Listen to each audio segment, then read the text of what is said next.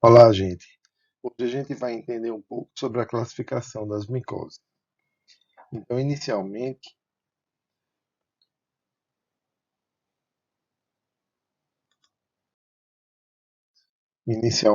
a gente vai tentar compreender o conceito de micose. Micoses foi conceituado pela primeira vez por Rudolf Virchow em 1856 e ele definia como infecções produzidas por microfungos parasitos.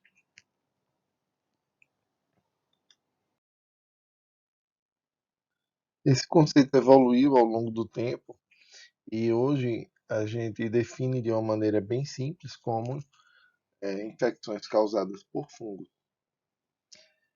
Essas infecções, essas micoses, elas podem ser classificadas de acordo com a terminologia, ou seja, varia de acordo com o local do processo, o fungo produtor da lesão ou a designação da literatura médica ou até da literatura leiga, ou seja, como é conhecido popularmente aquele tipo de lesão.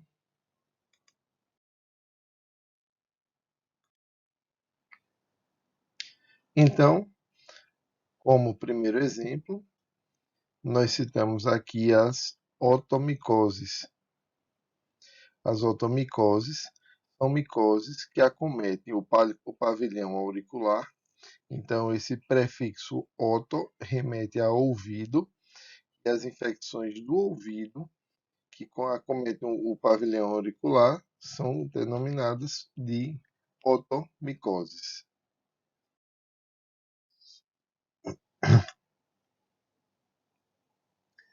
Dermatomicoses, normalmente se utiliza esse termo para lesões de regiões planas causadas por fungos no corpo humano.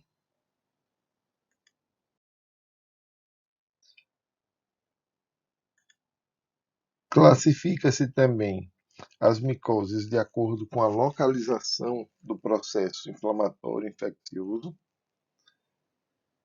Por exemplo, aqui, micoses pulmonares, são aquelas que acometem os alvéolos pulmonares. As tricomicoses, ainda de acordo com a localização do processo, acometem os pelos, tanto na região do couro cabeludo, como também em outras regiões do corpo, onde se encontram pelos.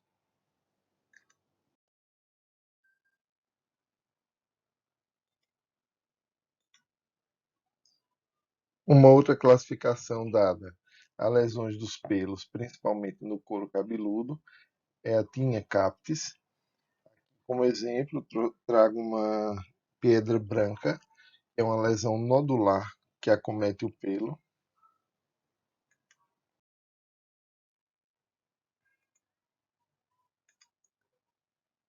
Tinea da barba ou tinea barbe, acomete a região da barba.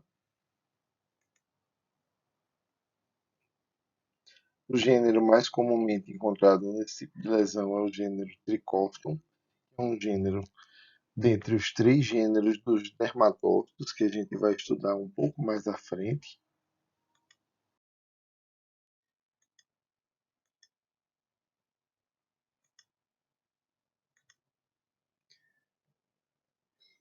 As lesões planas do nosso corpo também podem ser chamadas de tinnias corporis. Os gêneros mais comumente encontrados para essas lesões são o gênero Trichophyton e Micropteron.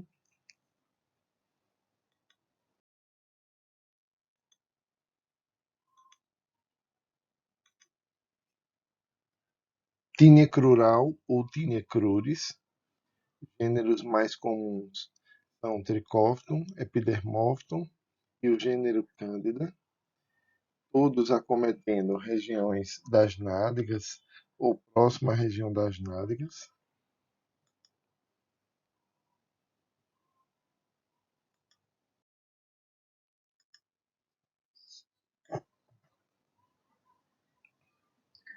A tínia do pé, ou Tinea pedis, os gêneros mais comumente encontrados são Trichophyton, epidermófico e cândida também, vejam que os mesmos das tíneas cruris, por terem maior adaptabilidade às regiões úmidas do nosso corpo, as reentrâncias são regiões mais úmidas que acumulam suor ou água, e que nas regiões interdigitais dos pés é muito comum se encontrar três gêneros causando tinea pedis.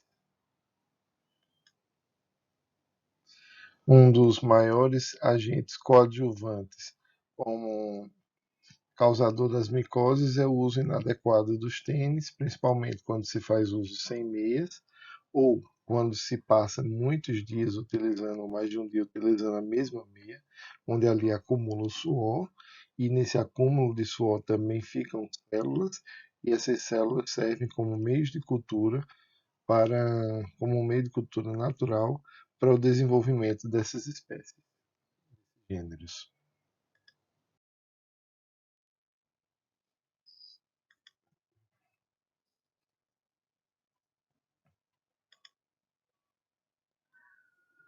Tinha da unha ou tinha úngeo, que são lesões que acometem a lâmina ungueal ou a região que fica anexa à lâmina ungueal. Os gêneros mais comumente encontrados são os gêneros Trichophyta, Epidermófica e Cândida, mais uma vez, os gêneros que se adaptam melhor a regiões com maior índice de umidade no nosso corpo. E esses fungos podem acometer a região ungueal, tanto na região subungueal como na região paraungueal, que é essa região que circunda aqui a unha.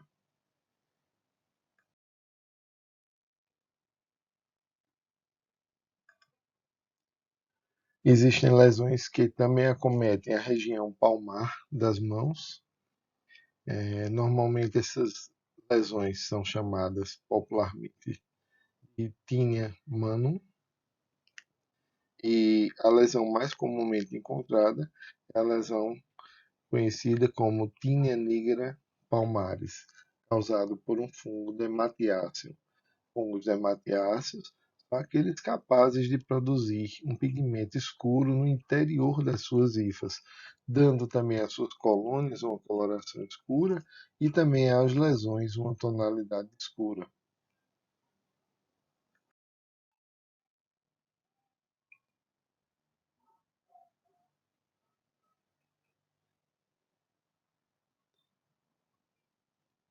De acordo com o fungo produtor,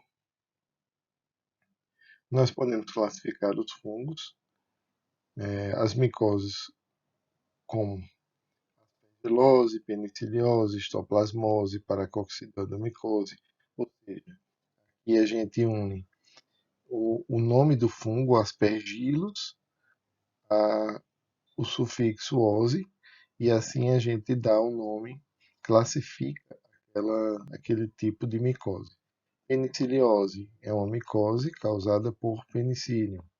Histoplasmose é uma micose causada por histoplasma, histoplasma capsulatum. Na verdade, essa terminação -ose ela caracteriza doença, mas aqui a gente sabe que é doença causada pelo fungo histoplasma, paracoccidioidomicose. Então, micose causada pelo Paracoccidioides brasiliensis.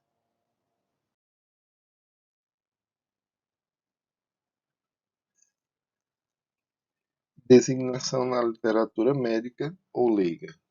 Tem algumas lesões que se caracterizam com alguns formatos ou se assemelham a algum tipo de animal, como é o caso, né, do sapinho, como é o caso do favo, que lembra um favo de mel, ou então pé de atleta pela relação que tem com essa categoria de pessoas que atuam no meio atlético, no meio profissional de esporte.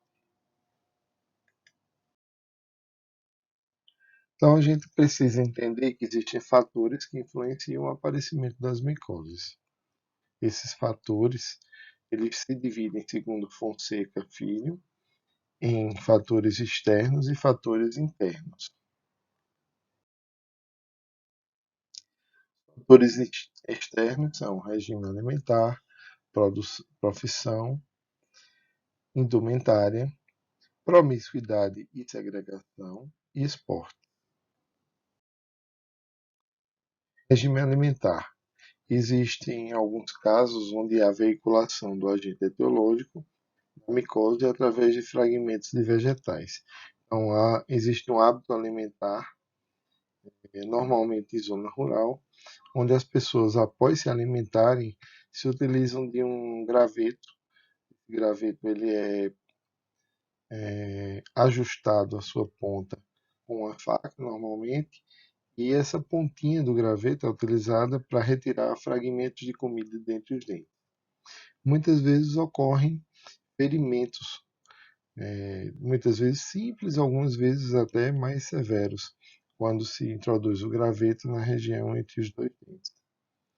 Então, se esse graveto estiver contaminado com, por exemplo, um Paracoccidioides brasiliensis, é muito comum ocorrer a doença no indivíduo, começando nesta região.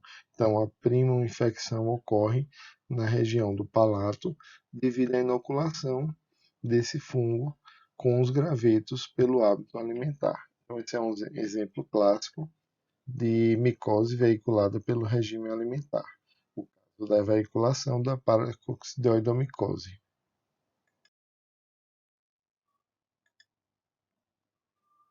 De acordo com a profissão, pessoas que trabalham com aves normalmente têm uma maior predisposição a contrair aspergilose. Por exemplo, quem trabalha em aviários, fazendo limpeza do aviário, colocando alimentação, ali vai ter muita pena, muita ração para os animais e esse material todo é um rico meio de cultura para o desenvolvimento do aspergillus. O aspergillus produz uma grande quantidade de esporos. Se o indivíduo estiver predisposto, ou seja, com a imunidade baixa, ele pode aspirar esses propágulos do fungo. Dessa maneira, ele desenvolveu uma micose pulmonar chamada aspergilose. Pessoas que trabalham em cavernas normalmente têm uma maior predisposição a desenvolverem histoplasmose. Normalmente, o histoplasma capsulato se desenvolve em fezes de morcegos hematófagos, morcegos que se alimentam de sangue de animais. E esses animais, eles têm o hábito de passarem o dia nas cavernas, ali eles defecam e à noite eles saem para se alimentar, os morcegos. Então, nessas fezes, normalmente se desenvolve o fungo Histoplasma capsulatum, gera, ao secar, uma grande quantidade de esporos desse fungo, e esses morcegos, ao saírem no seu bater de asas, eles se infectam, no caso, seu corpo pode estar repleto dos esporos, e o próprio ambiente, se você entra, quando eles batem as asas, eles fazem com que os propágulos saiam do chão e fiquem na atmosfera, fiquem no ar. Então, se você respira esse material, ele vai estar rico em esporos de histoplasma e assim o indivíduo pode se contaminar. Então, essas pessoas que trabalham em caverna, de acordo com a profissão, a gente pode relacionar a micose com a atividade do indivíduo. Normalmente, pessoas que trabalham em aviários têm uma maior predisposição a desenvolverem aspergilose, porque é um ambiente rico em penas. Penas são ricas em queratina. A queratina é um excelente substrato para desenvolvimento de alguns fungos. A própria cama onde ficam os animais, as aves, é uma cama rica em fezes, ricas em proteínas, e essas proteínas também propiciam o desenvolvimento de fungos como aspergillus. Se o indivíduo tem uma predisposição, ou seja, está com a imunidade baixa, ele pode aspirar esses esporos, propágulos chegando em seus pulmões, vão desenvolver uma aspergilose. Pessoas que trabalham em cavernas. Normalmente, cavernas são habitats naturais de morcegos hematófagos. fezes desses morcegos hematófagos são meios de culturas naturais para o desenvolvimento do fungo Histoplasma capsulatum. Então, pessoas que entrarem nessas cavernas, as fezes ao secarem, vão se tornar propágulos ricos nos esporos de Histoplasma capsulatum. Pessoas que trabalham em cavernas têm uma maior predisposição.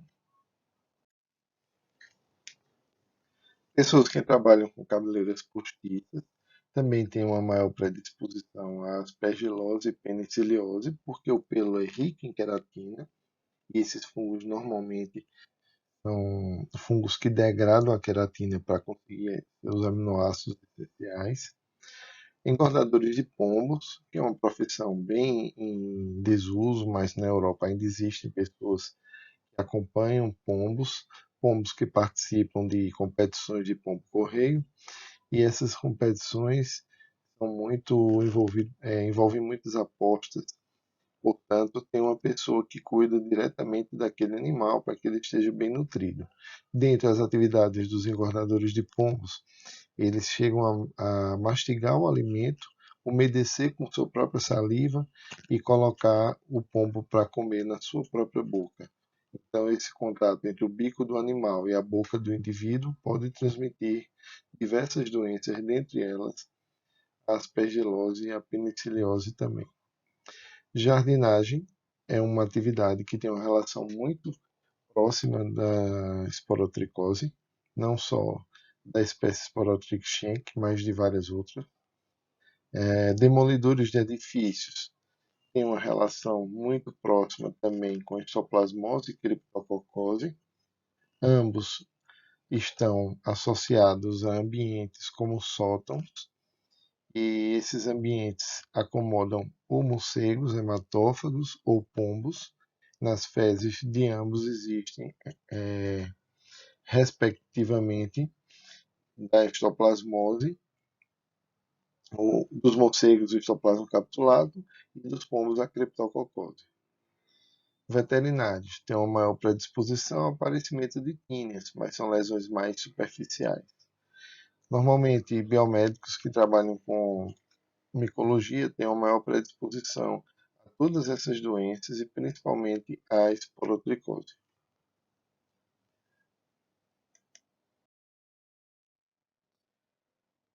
Outra relação importante é a relação entre a indumentária e a micose. Então, tem certos tipos de calçados que ferem a pele e abafam bastante, como é o exemplo dos coturnos utilizados no meio militar. Isso favorece bastante o aparecimento das micoses. Adornos, como peles e brincos utilizados quando não são devidamente tratados na sua produção, também podem causar micoses. A promiscuidade e segregação, normalmente soldados, estudantes e crianças estão muito agregados, muito próximos, e dessa maneira podem facilitar o aparecimento das micoses. Os esportes, como praticantes de natação, usuários de salas de banho, têm um contato muito relacionado com a água, e a umidade é um dos fatores que predispõe ao aparecimento das micoses. Assim como nos usuários de sala de banho quando compartilham toalhas ou peças do vestuário. Isso é um elemento importantíssimo para a transmissão das micoses. Falamos então dos fatores externos e fatores internos. Como fatores internos, podemos citar as lesões pré-existentes, como leishmaniose, que é uma doença de base, a própria diabetes, né? Pacientes imunossuprimidos, alterações metabólicas, como a diabetes, alterações de pH, develação da microbiota por antimicrobianos de largo espectro. Então, pessoas diabéticas têm maiores concentrações de açúcares. Essas concentrações normalmente favorecem o aparecimento de doenças por leveduras. Alterações do pH também favorecem, principalmente pH vaginal. Develação da microbiota, normalmente quando você acaba com toda a microbiota de um determinado ambiente do nosso corpo, favorece o aparecimento dos fungos, até porque eles estão presentes enquanto enquanto microbiota normal, e naquele momento onde ocorre a debelação dos concorrentes dele, as bactérias, ele se sente muito à vontade para se multiplicar com facilidade. E tendo assim também uma maior oferta de nutrientes, por não ter competição, eles vão se multiplicar muito mais e dessa maneira podem causar também micose.